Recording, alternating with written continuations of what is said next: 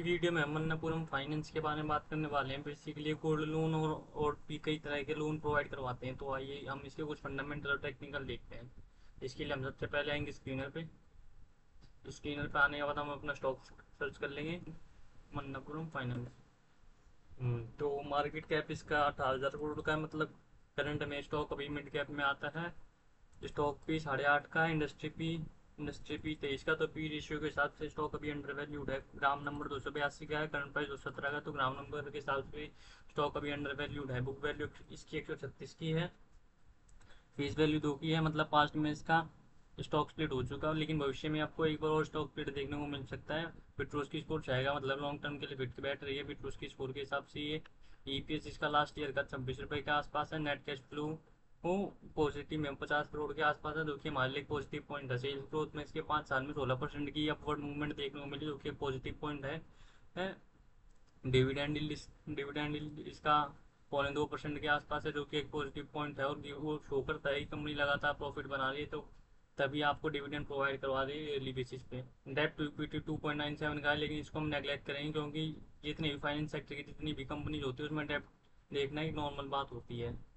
ये तो हो गए इसके कुछ फंडामेंटल पॉइंट। आइए हम इसका प्राइस देख लेते हैं, इसका प्राइस क्या कहता है। तो इसके लिए हम थोड़ा सा स्क्रॉल करके नीचे आएंगे और उसमें देखेंगे इसका 200 डीएम 175 का, 50 डीएम 197 का, करंट प्राइस 216 का है। तो अगर ये आपको 175 से 195 की रेंज में मिलता है तो एक बेस्ट बाइंग जोन कह सकते हैं उसको बाय करने के लिए। तो आइए हम इसका पी रेशियो देखते हैं, मीडियम पी क्या कहता है इसका।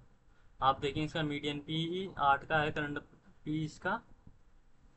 पी 8.4 का। तो पी रेशियो के हिसाब से भी बेस्ट बाइंग जोन में है। तो ये तो हो गया इसके कुछ प्राइस के एक्सपेक्ट। आइए हम इसके वो देख लेते हैं प्रॉफिट एंड लॉस इसका क्या कहता है। तो जब आप इसके प्रॉफिट एंड लॉस के सेक्शन में आएंगे तब आप इसमें देखेंगे इसके रेवेन्यू में लगातार आपको एक ग्रोथ देखने को मिली है 2020 के बाद से। 2020 में जैसे इसका 5,500 करोड़ की सेल थी, फिर 3,300 करोड़ की, 6,000 करोड़ की, फिर 6,600 करोड़ की, फिर लास्ट लास्ट ईयर इन्होंने 8,848 करोड़ की सेल करी है, जो कि एक पॉजिटिव पॉइंट है। और आप इसके नेट प्रॉफिट में देखोगे तो नेट प्रॉफिट में भी आपको एक अच्छी खासी ग्रोथ देखने को मिलेगी। और लास्ट फाइनेंशियल ईयर में देखेंगे तो उसने अपने 2023 से लेकर 2024 में आपको एक अच्छा खासा प्रॉफिट में ग्रोथ दिखा है, जो कि एक मान ली पॉजिटिव पॉइंट हो सकता है भविष्य के लिए। और आइए ये तो हो गए इसका प्रॉफिट और लॉस। आइए हम इसका शेयर होल्डिंग पैटर्न देख लेते हैं, इसका शेयर होल्डिंग पैटर्न क्या रहता है। उसके लिए हम आएंगे इन्वेस्टर्स के सेक्शन में। जब आप यहाँ पे आएंगे तो देखेंगे आप इसमें 35% की प्रमोटर शेयर होल्डिंग है, 33% की एफ आई है, 9% की डी आई है, और मात्र 22% की पब्लिक शेयर होल्डिंग है। और जैसा कि हम अपनी वीडियोज में पहले भी बता चुके हैं कि अगर आप किसी स्टॉक में 50% से ज़्यादा की प्रमोटर शेयर होल्डिंग देखने को मिलती है और उसमें शेयर होल्डिंग की प्लेजिंग नहीं हो रखी है, और 15-20% से ज़्यादा आपको इंस्टीट्यूशन शेयर होल्डिंग देखने को मिलती है, तो आप उसमें बिना की सोच विचार के निवेश करने का दे सकते हैं। हालांकि ये कोई एकमात्र डिसाइडिंग फैक्टर नहीं है, और भी कई सारे फैक्टर होते हैं जो किसी भी स्टॉक के प्राइस एक्शन पर प्रभाव डालते हैं। तो ये तो होगी इसके कुछ फंडामेंटल्स पॉइंट। आइए हम इसका टेक्निकल एस्पेक्ट देख लेंगे, तो इसका टेक्निकल एस्पेक्ट क्या कहता है। तो उसके लिए हम सबसे पहले आएंगे ट्रेडिंग व्यू पे। ट्रेडिंग व्यू पे आने के बाद हम अपना स्टॉक कर लेंगे मन्नापुरम फाइनेंस। तो जब आप इसका चार्ट खोलेंगे तो आपको कुछ ऐसा इंटरफेस दिखेगा, और ये हमने कुछ इसके सपोर्ट रेजिस्टेंस बना रखे हैं डेली और वीकली बेसिस पे। तो आइए हम इसका सपोर्ट रेजिस्टेंस देखते हैं, इसका सपोर्ट रेजिस्टेंस कहाँ बनता है। इसका लेटेस्ट रेजिस्टेंस बनता है 230 के आसपास, जो कि इसका ऑल टाइम हाई है। उसका करंट ट्रेडिंग प्राइस देखें तो ऑल टाइम हाई से मात्र 5 से 7% की गिरावट पे मिल रहा है। और इसका फर्स्ट सपोर्ट देखेंगे तो इसका फर्स्ट सपोर्ट आता है 216 के आसपास, सेकंड सपोर्ट आता है 187 के आसपास, और थर्ड सपोर्ट इसका आता है 160 के आसपास। उसके बाद बीच में गिरावट देखने को मिलती है, तो इसका लास्ट और फाइनल सपोर्ट बनेगा 130 के आसपास। ये तो होगी इसके कुछ प्राइस सपोर्ट और इसने। और आइए इसके आर एस आई देखते हैं। आप इसका आर एस आई देखें तो करंट में 63 के आसपास है।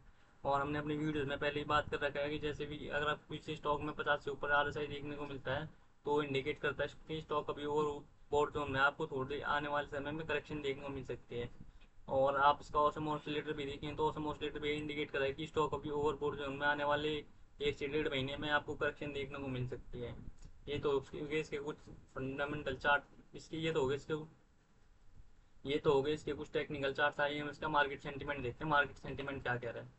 इसके लिए हम सबसे पहले आएंगे एनएससी की वेबसाइट पे। एनएससी की वेबसाइट पे आने के बाद यहाँ पे आएंगे रिसोर्स के सेक्शन में security wise project volume market पे।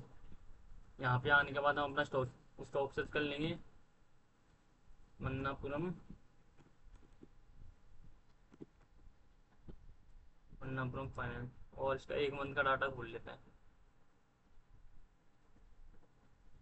जब आप इसका एक मंथ का डाटा खोलेंगे तो आप देखेंगे इसमें पिछले कुछ हफ्तों में आपको जितने भी ट्रेड वॉल्यूम है उसका डिलीवरी परसेंटेज आपको बहुत कम देखने को मिलेगी। आप देखेंगे लास्ट कुछ ट्रेडिंग सेशन में मात्र 30%, 27%, 40%, 35%, 30%, 37%, 28% की परसेंटेज से डिलीवरी में बाय हुआ है। और हम जैसे कि हमने वीडियोज में अपने पहले भी बताया कि अगर आपको डिलीवरी परसेंट 40-50 से कम तो वेट करता है, स्टॉक में भी करेक्शन आने वाली है और जितने भी इन्वेस्टर्स हैं वो उसमें लॉन्ग बाय लेने से बच रहे हैं। तो ये इंडिकेट करता, ट्रेड वॉल्यूम डाटा इंडिकेट कर रहा है कि आपको थोड़े समय में इसमें करेक्शन देखने को मिल सकती है, क्योंकि जो हमारा निफ्टी 50 है वो भी अभी काफ़ी ओवरबोर्ड जोन में है।